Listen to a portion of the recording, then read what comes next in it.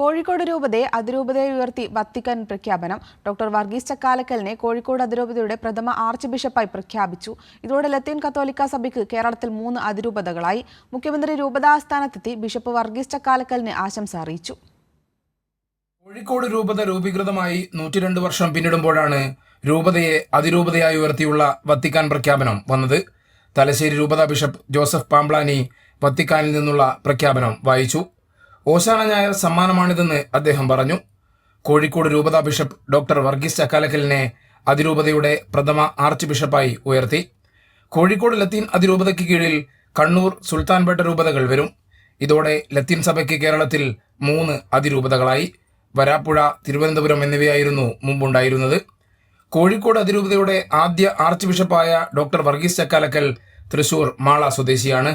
2012 മുതൽ കോഴിക്കോട് രൂപത ബിഷപ്പാണ് വർഗീസ് ചക്കാലക്കൽ. കോഴിക്കോട് രൂപതയെ അതിരൂപതയായി ഉയർത്തിയതിന് ദൈവത്തിന് നന്ദി പറയുന്നതായി വർഗീസ് ചക്കാലക്കൽ പറഞ്ഞു. വിസ്മയങ്ങളുടെ ദൈവം എൻ്റെ ജീവിതത്തിലേക്ക് കടന്നു വന്നു.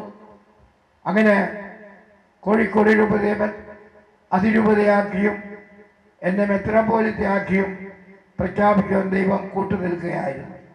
മുഖ്യമന്ത്രി പിണറായി വിജയൻ രൂപതാസ്ഥാനത്തെത്തി ആർച്ച് ബിഷപ്പിന് ആശംസ അറിയിച്ചു. ഭാര്യ കമലയും ചെറുമകനും മുഖ്യമന്ത്രിക്കൊപ്പം ഉണ്ടായിരുന്നു. വത്തിക്കാൻ പ്രഖ്യാപനത്തിന് സാക്ഷ്യം വഹിക്കാനും പുതിയ ആർച്ച് ബിഷപ്പിനെ അനുമോദിക്കാനുമായി വിവിധ രൂപതാ ബിഷപ്പുമാരും എത്തി.